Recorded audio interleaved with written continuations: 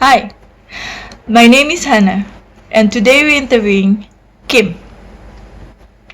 Kim is an international investor and business researcher. He has recently built a subscription-based investment research publishing firm in Singapore that hit $18 million in revenue within 2 years of launch. Today he gives us his view on geopolitical economic trends as we emerge into post-pandemic world. This podcast channel is about you, successful international entrepreneurs, successful expats, successful investors. Sponsored by HCJ.tax. Okay, we're good. Good morning, Kim. How are you today?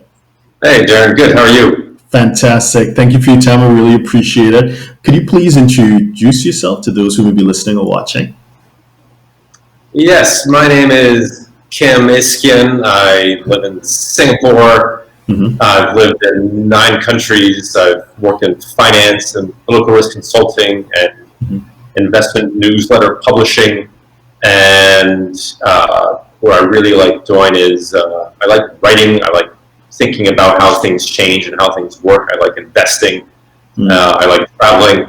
And I also I like learning about different cultures, speaking different languages, and really understanding how things tick in different people, different cultures, different markets. That's who I am. Okay, wonderful. And I think you're the perfect person to speak to because you are of the people in my network. You are like a Renaissance man. You've as you say, you speak so many languages. You've been all over the world, and you have perspectives that I think that are respected. And I've seen your interviews on other platforms as well, and I've seen the response to it. So I feel that we're very fortunate to have you with us today. I appreciate that. So we're now obviously in unprecedented times with this ongoing situation. What are your thoughts? What are the implications? And you can take this from any angle that you wish, whether it be global trade, geopolitics, macro, micro, whatever. What are your thoughts on the lasting impact of this situation that we're in right now? Well, I think that people will be less assumptive of the normal. Normalcy bias is when you think that things will pretty much tick over and things will continue the way they have been and the way they always have been. And if there's anything bad, it's not going to happen to me. It's going to happen to other people. And I think that one of the lasting implications of what's going on right now is that people won't assume necessarily that things will just continue as they always have been, because what we've seen is massive hole blasted in that assumption where, well, of course, we go from living normally to all of a sudden we can't go anywhere and we're all locked down. That's the entire world. So I think that people will, I hope that people will react accordingly. Governments will begin to prepare better for the unexpected. Individuals will begin to think, well, what happens if, something really hits the fan and I just got to look out for myself. I got to look out for my family and my health.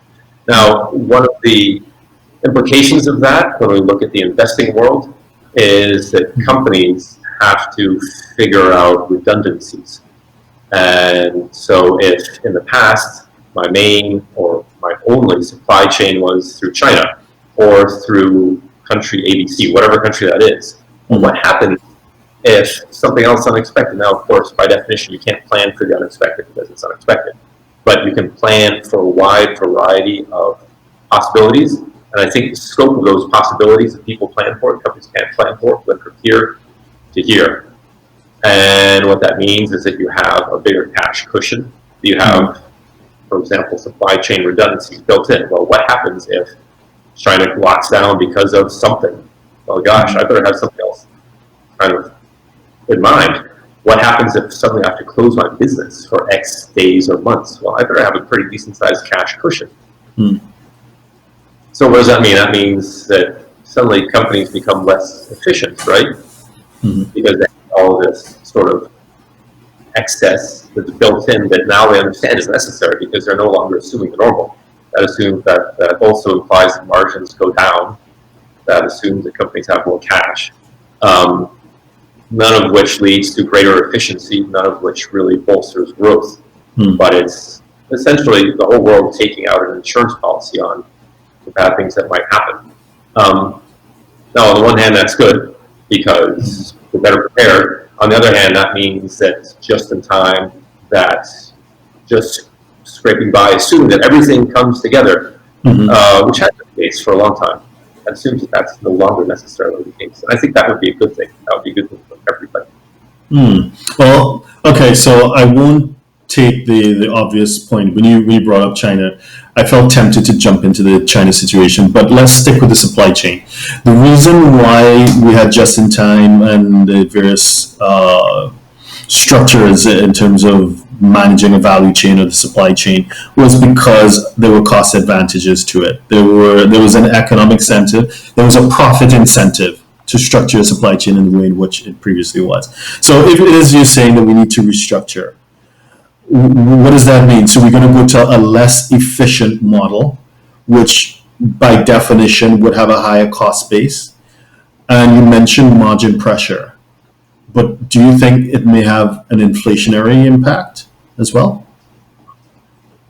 Well, I think that, Derren, there's always the risk that, well, it's human nature to assume that things will kind of go back to where they were, and we'll just continue on. But I think that now that we've seen that this can happen, and that there is a scope for other things we've never thought of to happen, I think it only makes sense for companies to build in more fat. So just in time becomes, all right, just in time, but we also build an inventory of different pieces, and just in time, but we can shift from one supplier to another quite quickly and easily.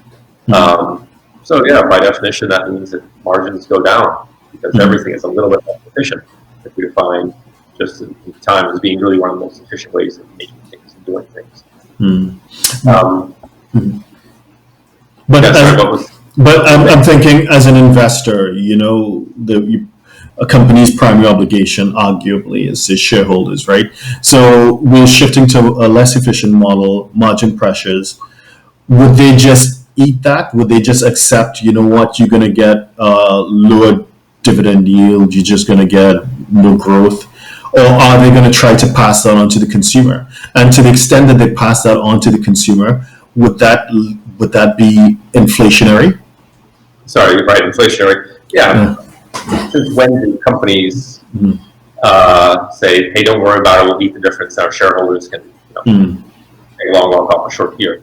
I think there are some real inflationary pressures. It's kind of funny. On the one hand, you see demand plummet. Exactly. And you say, well, where's inflation going to come from? And also you see a whole mass of money, right?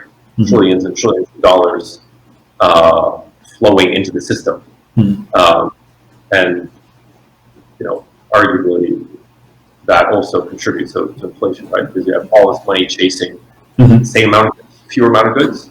I think there's some strong arguments to be made on either side, but I think inflation really only makes sense for inflation to pick up. Okay. And what about stagflation? Sorry? Stagflation? Stagflation in the sense that we have economic stagnation or contraction, while at the same time, sort of looking at the Japan model. I think that's the challenge for policymakers to maneuver around, because that's really the death knell, right? Because you have the worst of all worlds. I don't know. I think that will be a big problem, and that is certainly a potential outcome of what we're seeing right now. Okay, so let's go back to the other point that I saw hanging out, which was China. So traditionally, China has, you can argue it, but one of the arguments could be China enjoyed export-driven economic growth, right? So it benefited from market access and the willingness of Western European, Japanese, and North American companies to allow China to be the workshop for the world.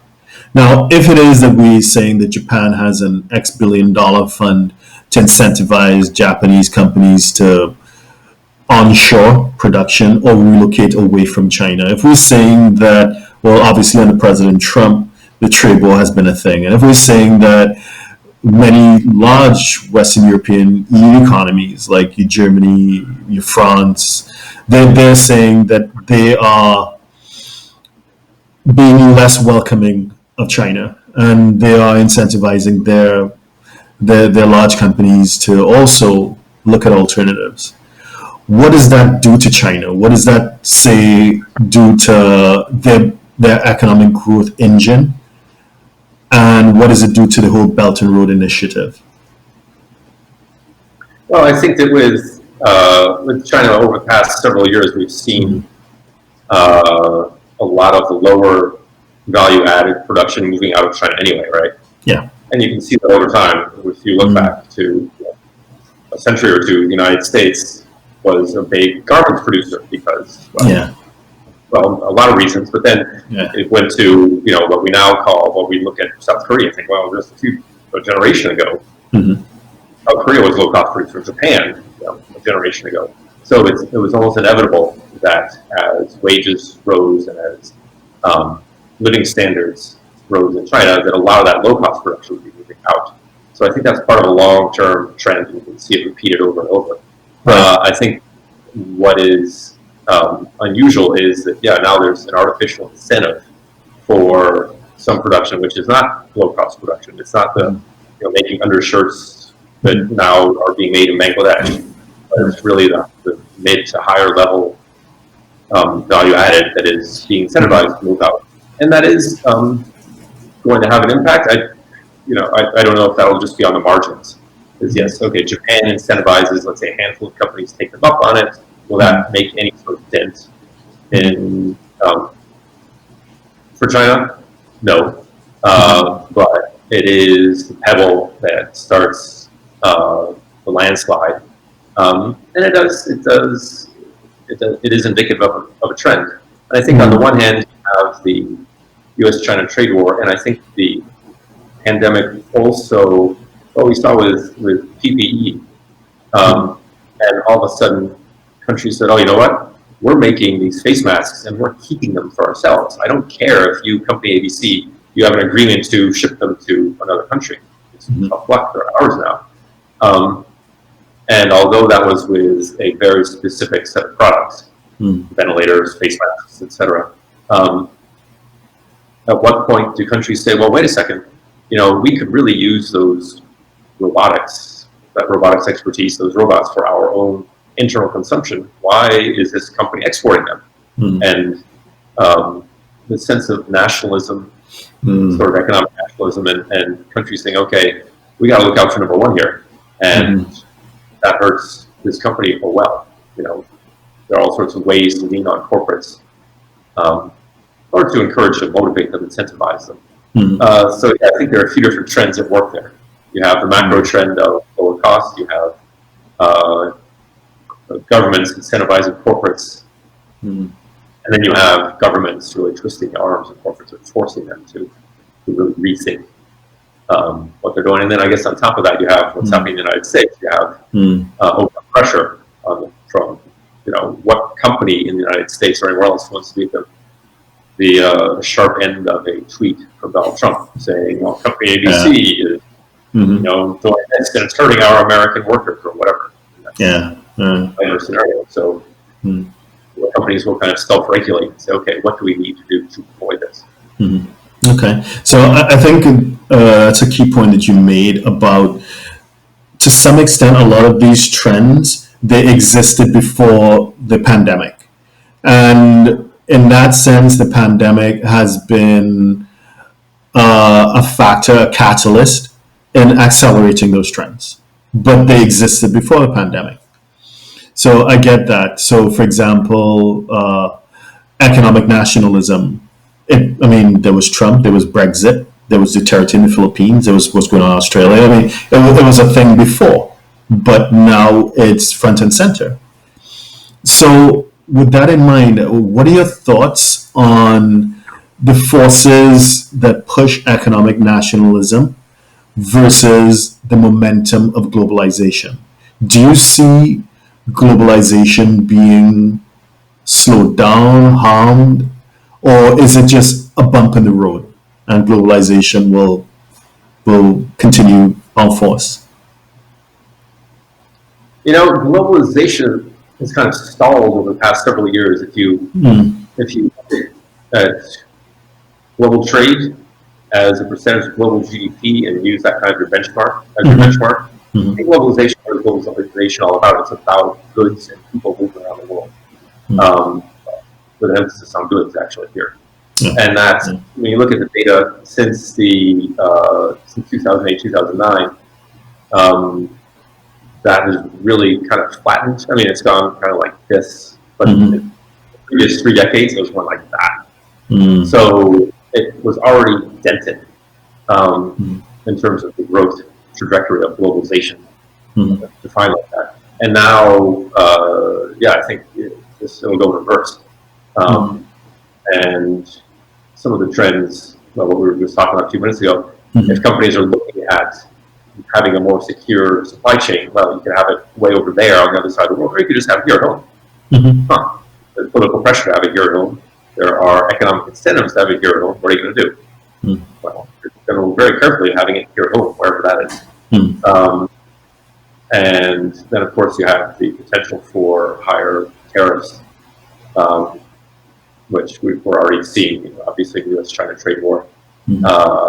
And then you look at the World Trade Organization, the WTO, which has essentially been defenestrated.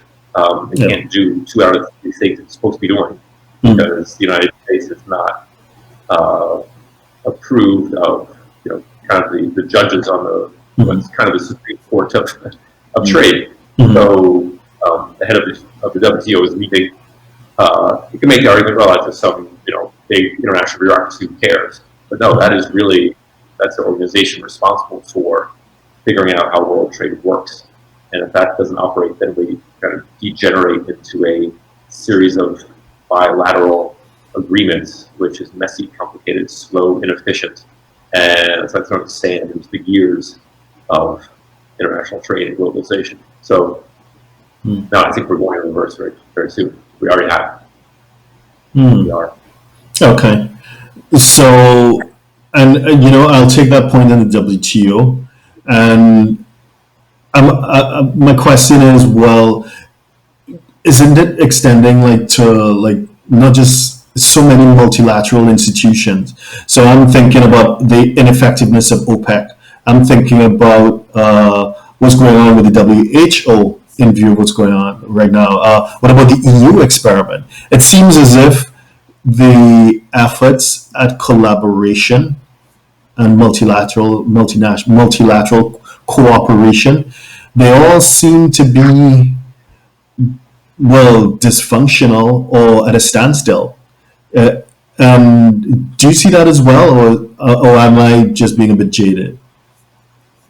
I think no matter what, any sort of organization that relies on the input of a whole lot of different parties is going to be slow and inefficient.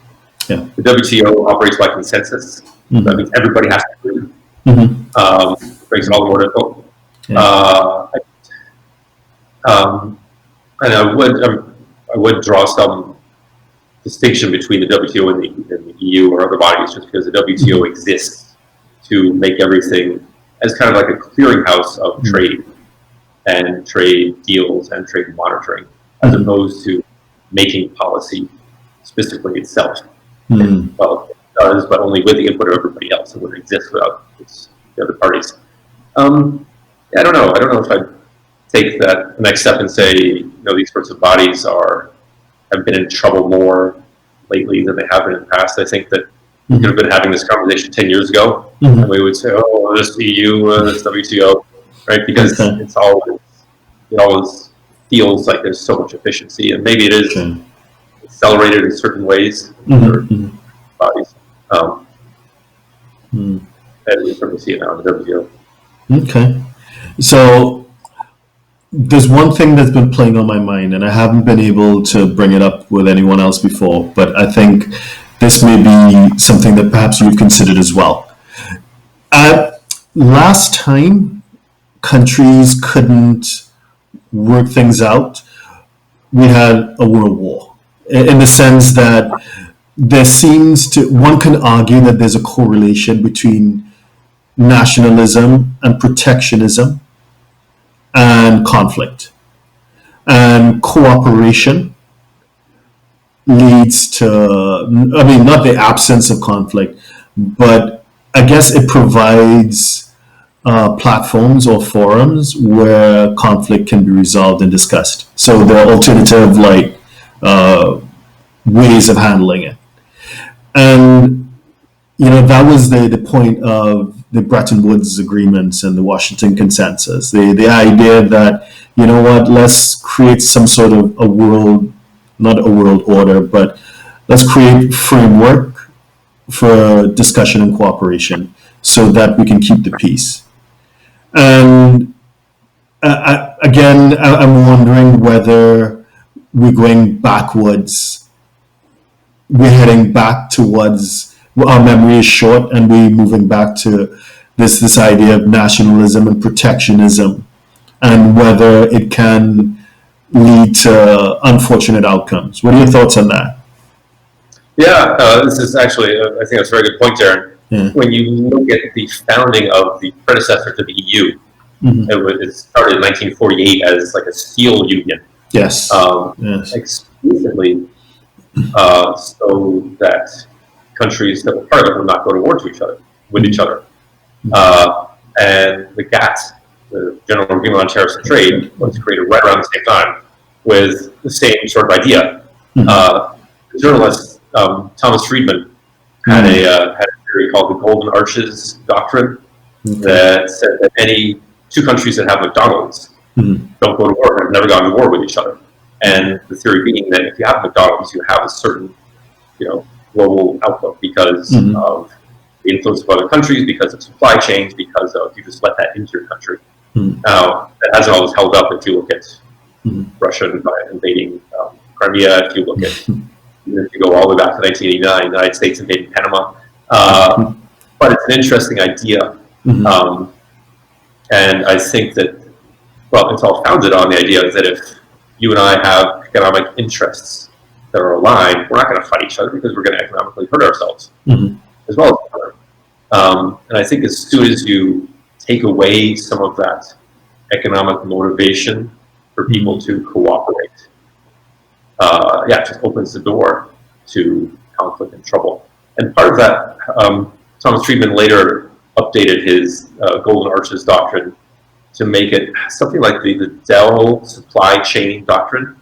Dell being the computer maker. And the theory there was that any two countries that are part of the same supply chain, because computers, the pieces come from everywhere.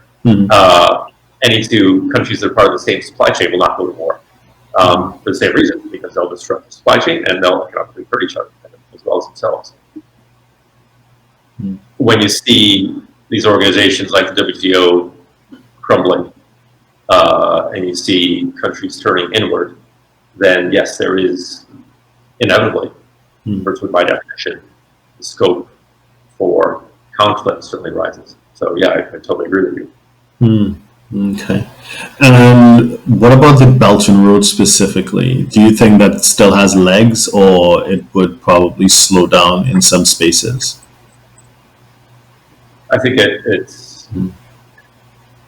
slow down in some spaces too. I think we're going to be seeing that when we see central banks around the world pumping trillions of dollars into economies and not really thinking about what that does to exchange rates. Same like that. But yeah, that may well be the next step, because I don't know, I guess monetary nationalism is just a few steps away from sort of economic nationalism that we're seeing more and more. Okay. Let's go a little bit further south, down to Singapore, where you are. What do you think, just very generally speaking, what are your thoughts on the outlook for Singapore as a jurisdiction? Just curious. I think Singapore is been built on trade. It has, as you know, it has nothing except a good geographic position, smart people, and smart government. Yeah. And it has benefited with globalization. That's been one of the key drivers of Singapore's success. So I think Singapore, it will be at the cutting edge of whatever's next, but I think it does have a lot to lose. And just because it has come so far on the back of globalization, if that reverses, then Singapore is in a quarter. Well, it's a little bit trickier, a little bit dicier. But Singapore is so smart and so competent. Yeah. With only a few recent exceptions, but you can really see that it'll be a good place to be for a long time. So. Okay, understood. Any other countries that you think we should keep an eye on, like up and coming jurisdictions that you think may thrive and shine in the emerging landscape? I think going back to what we were talking about supply chains, I think that some other Asian countries that will benefit as supply chains move out of China, and Vietnam would be an obvious country there because they have an environmental area. They also, I think, have been pretty impressive with how they've handled the coronavirus.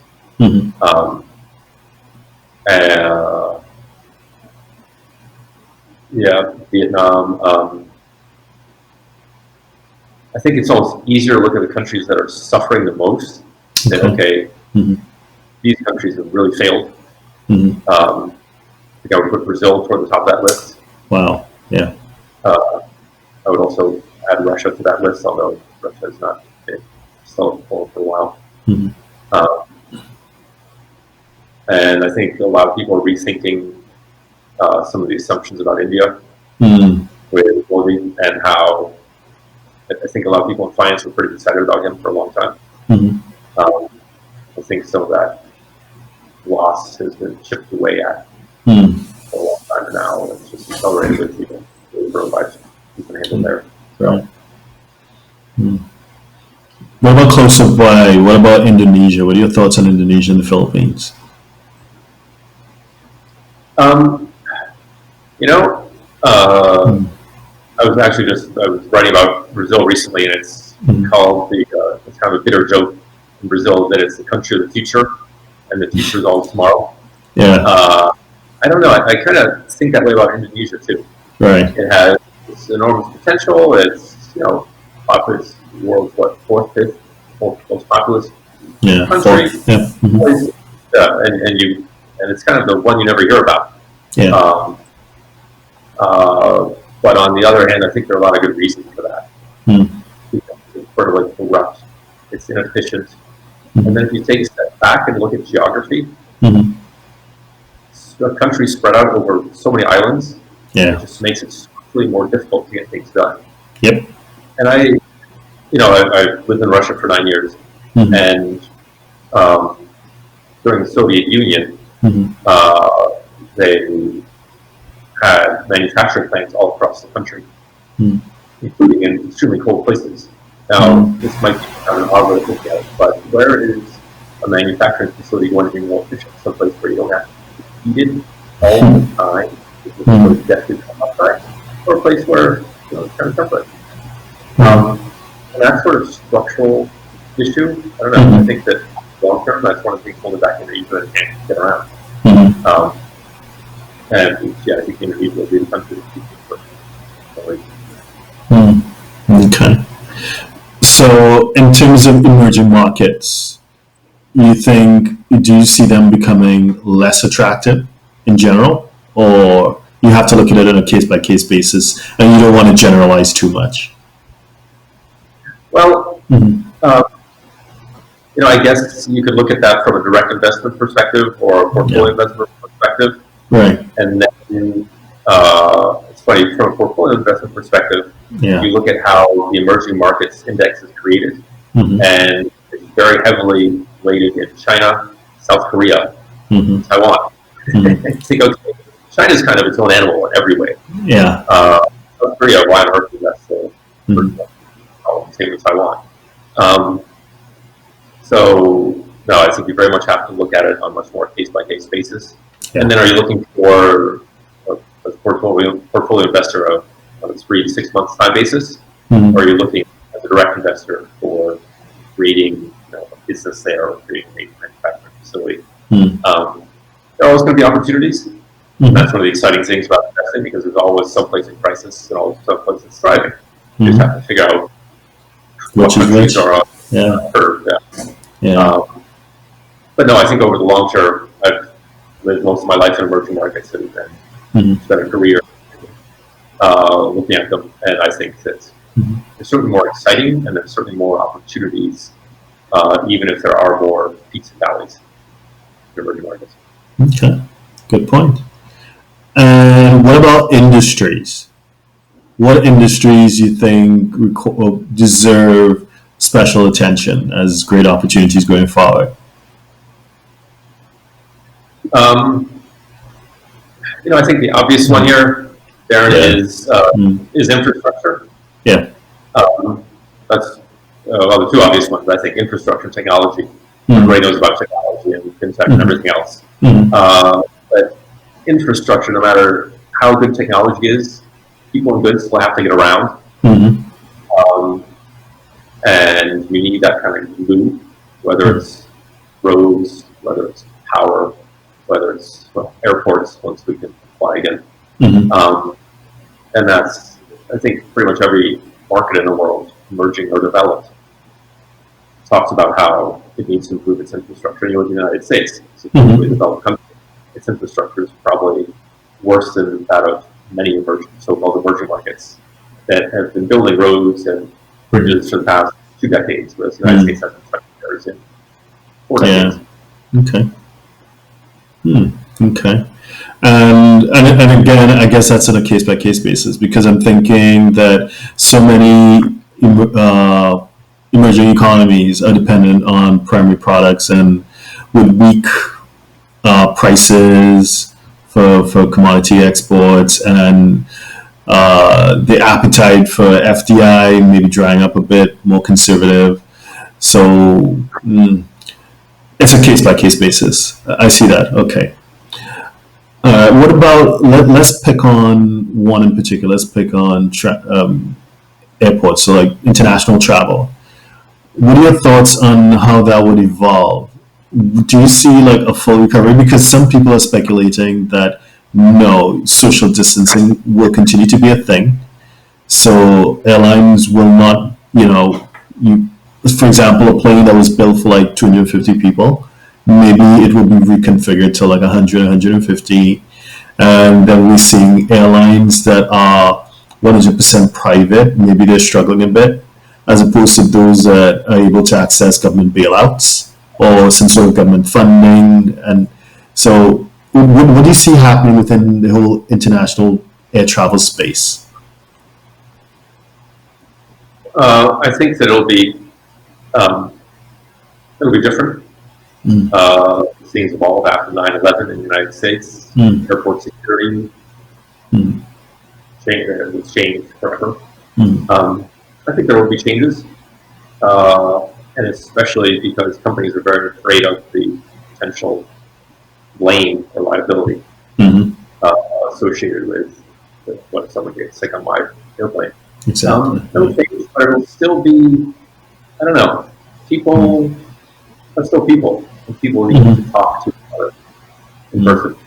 And it's just qualitatively, I think if anything the past few months has on the one hand, it's shown how people can work from home, how people can get a lot done over conference calls and over Zoom calls. But on the other hand, it has also shown how much we crave meeting in person. Absolutely, yeah. Shaking hands. Yeah. But, breaking bread and talking, and there is something just so qualitatively different and human about that. And that's not going to go away. And, smart, we evolved, we figured out I think it's easy to say when you're in the middle of it. Say, oh my God, everything's going to change. It's going to be so different. Yeah, it'll be different, but it's not going to be all that terribly different. I don't think that flies in the face of what I was saying at first about normalcy bias. But it's, we also tend to go too far one way or the other with pendulum. And I think after 9/11, I was like, oh my God, everything is going to be so different. And now you actually, you can't, it takes longer, security is different, and maybe 5 years from now we'll say, airline margins have gone down and there are fewer of them and it's more expensive because they can't carry as many. But we evolved, and that doesn't mean that sort of third-tier cities will not want to also have their own airports, just to get back to the infrastructure thing. Right. Okay. What about the U.S.? Any predictions for what's going to happen this November?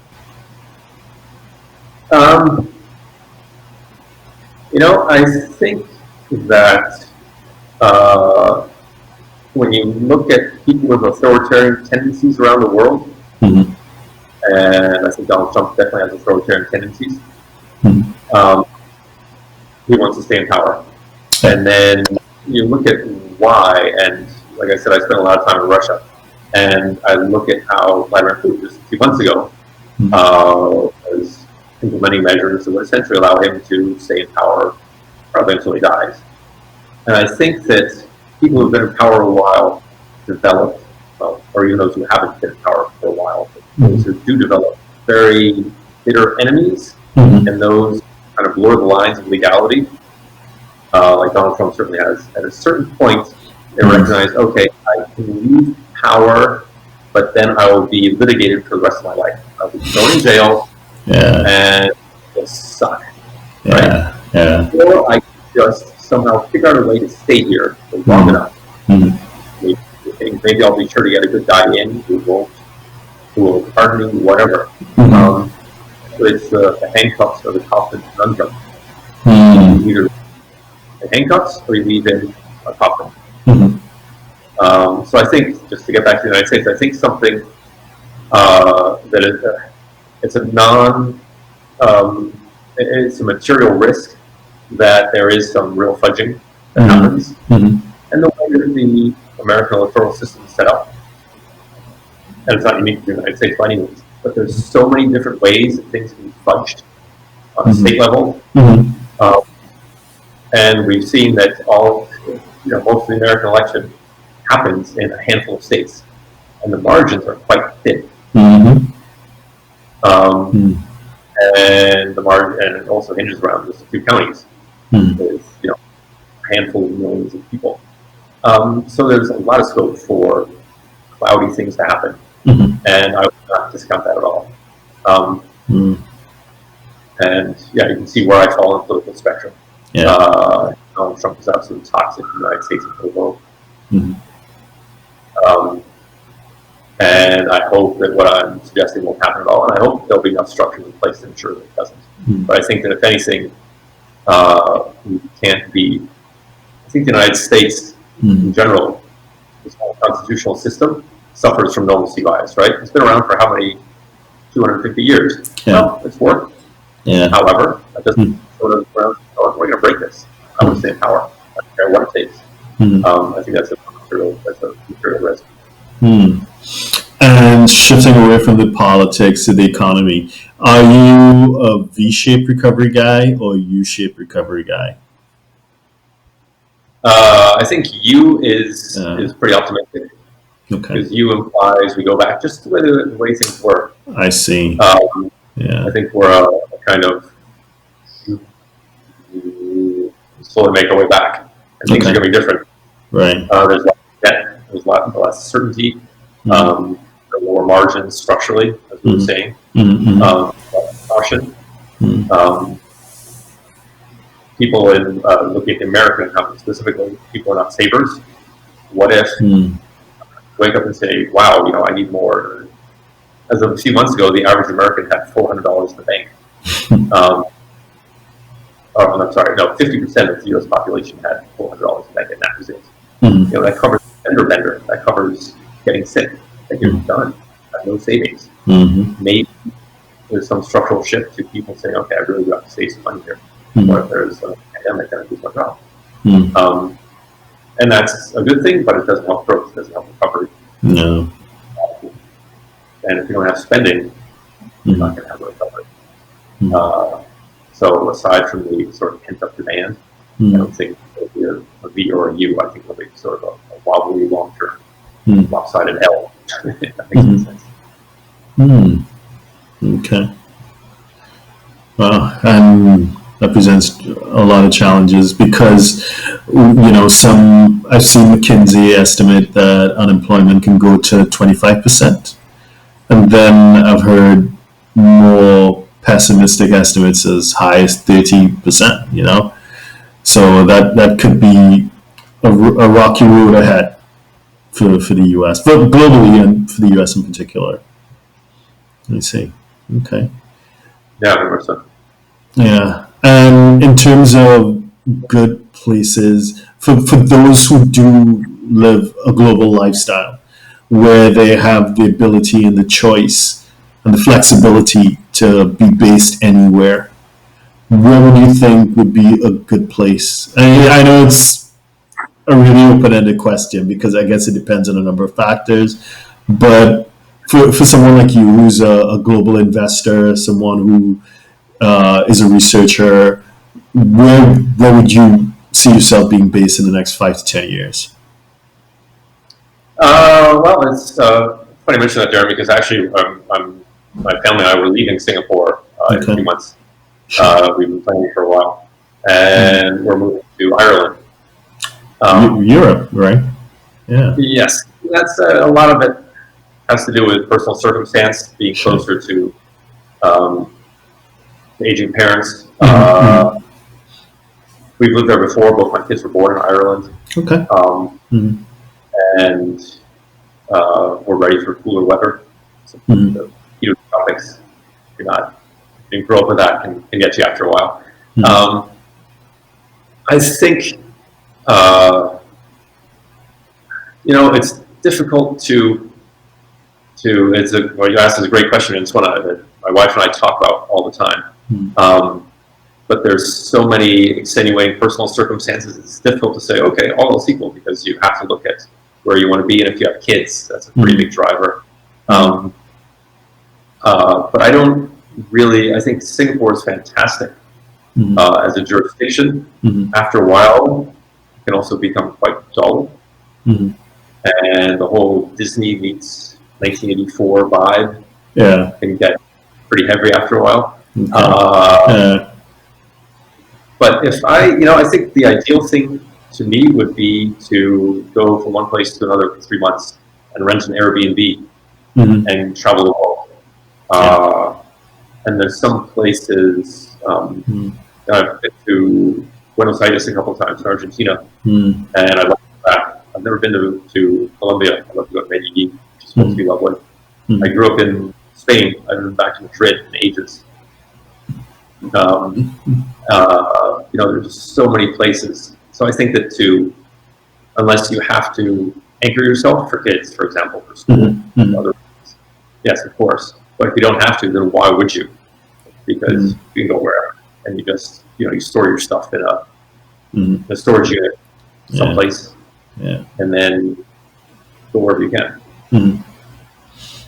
Oh, it's not unusual to hear that. A number of people, at least in my circle, so it's obviously just anecdotal, people do have multiple residences and multiple residencies and passports, which allow them the flexibility of moving around every few months between 2 or 3 fixed places usually. But I don't know if it's becoming more of a thing or if it's just within my circle. So that's definitely a trend that I see. People picking 2 or 3 countries that they call home, where not necessarily Airbnb, where they actually own homes or long-term rentals or leases or whatever the case may be. So they have their stuff in. So when they travel light between those 2 or 3 places. But also, again, this is anecdotal. I think it was just Saturday morning. I was having a conversation with someone else who was saying that many people in her circles are looking at Europe, as a great option right now because of a number of factors, many of them would be personal, but in terms of giving you that right mix between stability, and safety, and security, and stuff like that, but also greater business opportunities for whatever they're into. So Europe is a theme that's been popping up. So it's something I guess for me to pay attention to. It's quite interesting.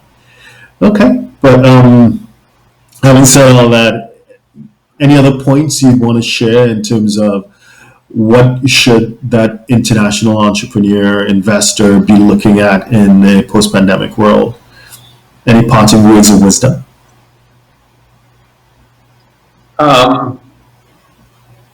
Something that I think has kind of a broader point, but the whole idea of cross-training, which sounds kind of odd, right?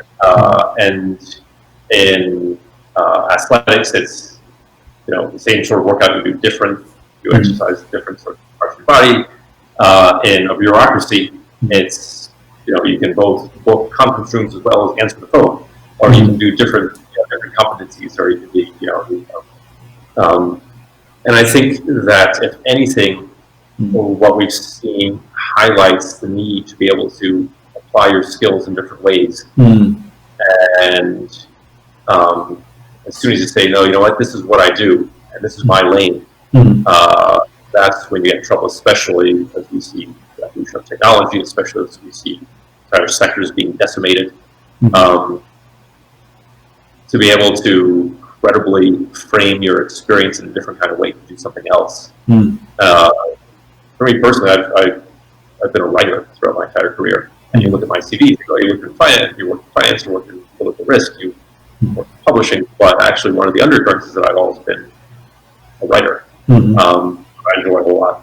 And it's also extremely flexible because you can be a writer in very different contexts and make a great living out of it. So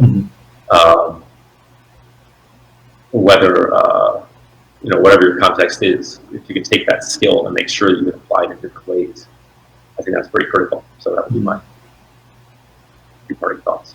And coincidentally, and some people are not going to believe me when they watch this, we just to confirm, we did not have any conversation previously on this.